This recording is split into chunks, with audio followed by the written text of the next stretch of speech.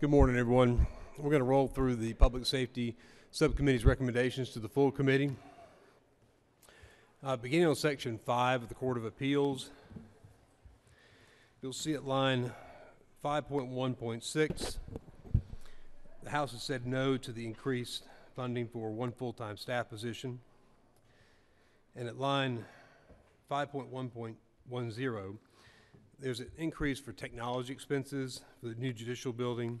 The House has said no to this because we reflected that in the bonded amounts, in the amended budget that we've already passed over to the Senate. Judicial Council, Section 6. You look under the Section 6.5.2, we had an adjustment, a reduction in funds to the Judicial Qualifications Commission of $100,000. Turning to juvenile courts,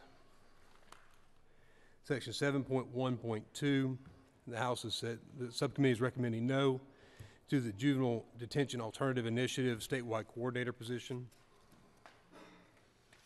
And I'm just covering the changes the subcommittee's recommended, not in affirming all the statewide changes. On Section 8, line 8.2.5, the subcommittee is recommending that instead of the 24 assistant district attorneys, that only 9 be added. This would be for the juvenile courts.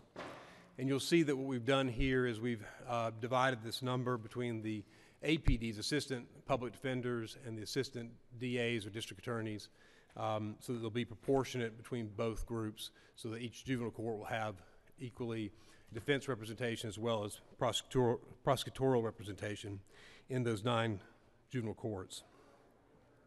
You'll also see that at line 8.2.7, the subcommittee is recommending no to the increase in the base pay for recruitment and retention purposes.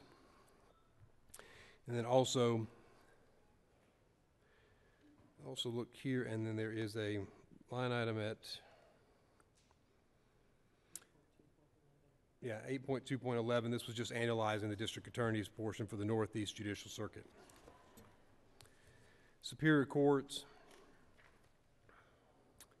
you'll look down at line item 9.3.7. The subcommittee is recommending no to the salary increase for the law clerk positions.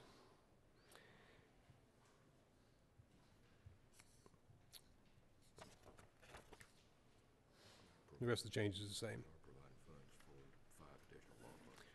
Right, and also we are providing that, that's right. So we didn't change that recommendation. Also, you'll note that we did recommend no to 9.3.6, which was providing the creation of an additional judgeship in Cobb Circuit.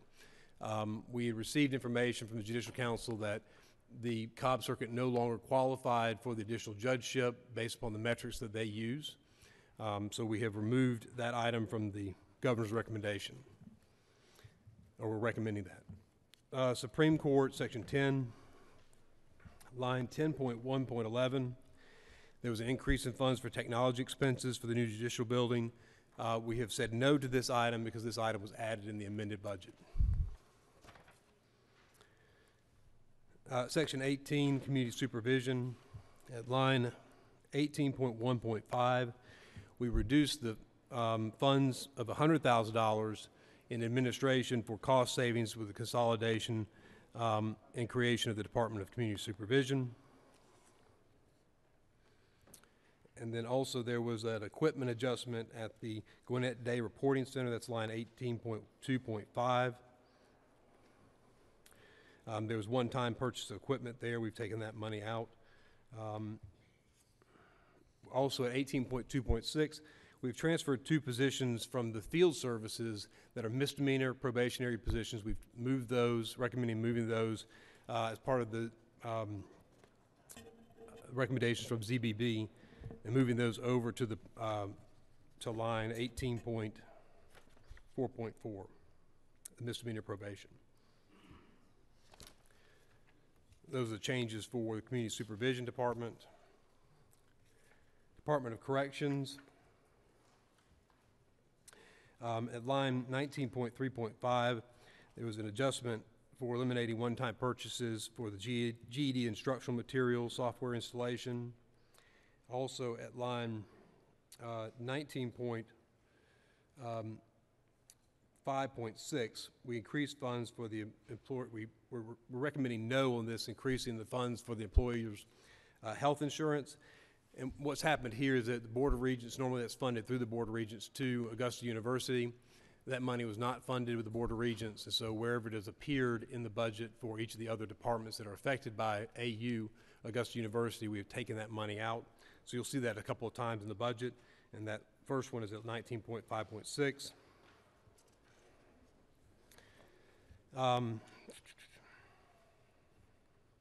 Under 19.7, you'll see private prisons. The subcommittee is recommending an increase in funds for the correctional officers' pay adjustment in the amount of almost $2.2 million.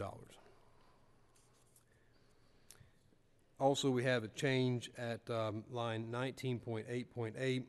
This deals with one-time purchase for literacy and math instructional software. We have a slight adjustment in that number there from the 568 to 459.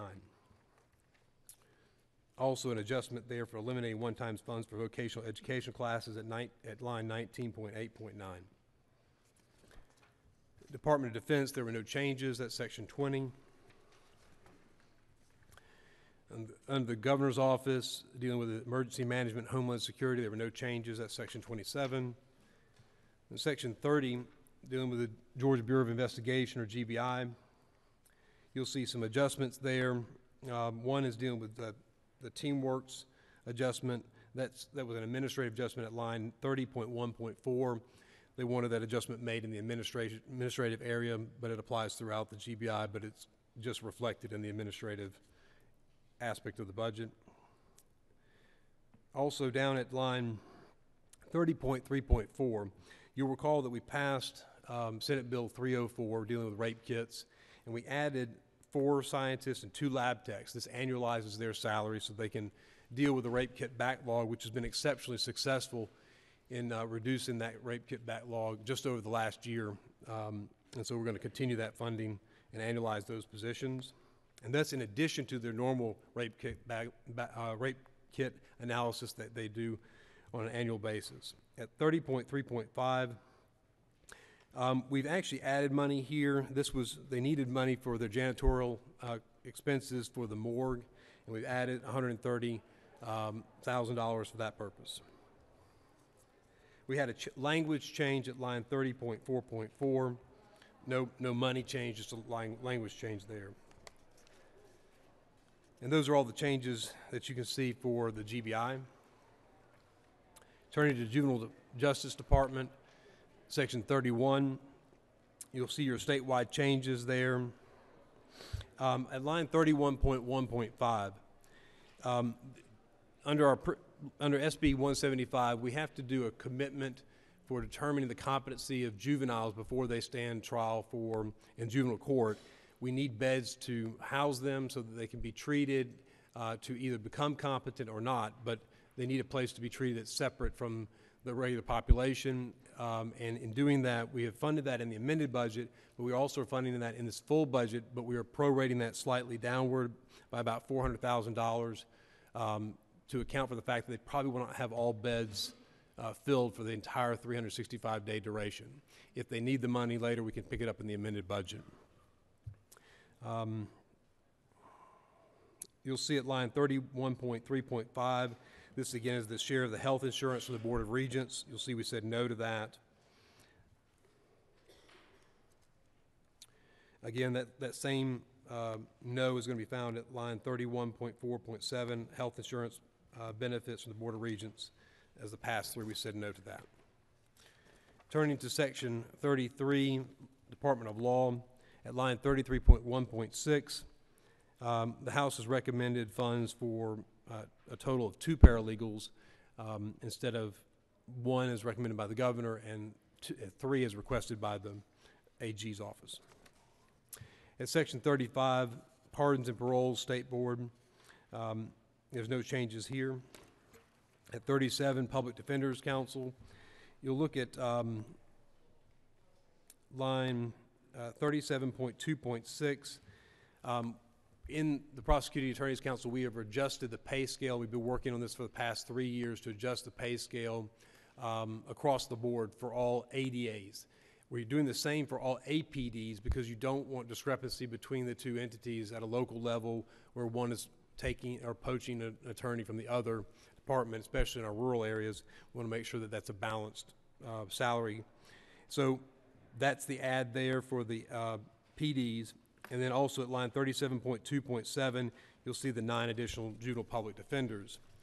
Department of Public Safety, section 39, you'll see a change here at line 39.4.4. This is the second phase of the department's transfer of its network management. So its internet network capacity is being transferred to the Georgia Technical Authority, GTA. But in doing that, we found that there was about $416,000 and it's built into the base from previous budgets that we have removed from this number, reducing it from 1.5 million to 1.7, almost 1.2 million.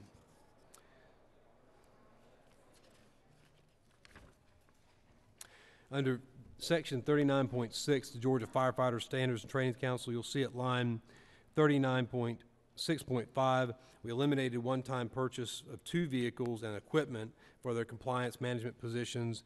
Just a slight change there from 55 to 60,000. No other changes for the Public Safety Subcommittee? I'm sorry. All right, sorry. 39.6. No, it's 6.5.